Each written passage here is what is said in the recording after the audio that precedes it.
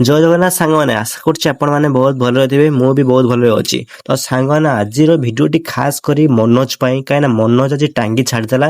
ସବୁ ଜିନିଷପତ୍ର ନେଇକି ଅଟୋ ରିଜର୍ଭେସନ କରିଦେଲୁ। ତାପରେ ଆମେ ସିଫ୍ଟ ହେଉଛୁ କଟକକୁ। ତ ସାଙ୍ଗମାନେ, ଫାଇନାଲି ଆମେ ପହଞ୍ଚିଗଲୁ ଏବେ ମହାନଦୀରେ।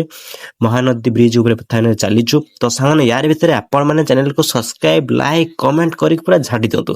ତ ସାଙ୍ଗମାନେ, ଫାଇନାଲି ଆମେ ପହଞ୍ଚିଗଲୁ ସେ ଜାଗା ଯୋଉ ଜାଗାରେ ମନୋଜ ରହିବାର ଥିଲା। ଏତେ ଗୁଡ଼ିଏ ଜିନିଷପତ୍ର ଯେତେବେଳେ ଅଣା ହେଇଛି ସବୁ ଗୁଡ଼ିକୁ ଅନଲୋଡ କରିବାକୁ ପଡ଼ିବ। ତ ଆମେ ଆଉ ଡେରି ନ କରି ଜଲ୍ଦି ଗାଡ଼ିରୁ ସବୁ ଜିନିଷପତ୍ରକୁ ଅନଲୋଡ କରିବା ଲାଗିଗଲୁ। ୟାର ଭିତରେ ମୁଁ ଟିକେ ପିଇ ଦେଇଥିଲି ସ୍ପ୍ରାଇଟ୍। ତାପରେ ପୁଣି ଲାଗି ପଡୁଥିଲା ଜିନିଷପତ୍ର ବୋହିବାରେ ରୁମକୁ।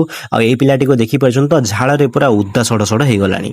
ରୁମରେ ସବୁ ଜିନିଷ ରଖି ସାରିଲା ପରେ ତାପରେ ଭୋକ ବହୁତ ଜୋର ଲାଗିଲା। ମୋ ସାଙ୍ଗ କହିଲା ଜଲ୍ଦି ଚାଲ ପେଟ ବୋଝ ଜମେଇକି କରିଦବା। ଖିଆ ପିଆ ସରିବା ପରେ ତାପରେ ତାକୁ ଟିକେ ବିଦାୟ ଦେଇଥିଲି। ଆଉ ବିଦାୟ ଦେବା ସମୟରେ ମନ ଟିକେ କଷ୍ଟ ଲାଗୁଥିଲା, କାହିଁକିନା ତା ବିନା ରୁମ୍ ଟା ଟିକେ ଫାଙ୍କା ଲାଗିବ। ତ ଛାଡ଼ନ୍ତୁ ସେ କଥା, ଜଲ୍ଦି ଚ୍ୟାନେଲକୁ ସବସ୍କ୍ରାଇବ କରିଦିଅନ୍ତୁ। Bye bye.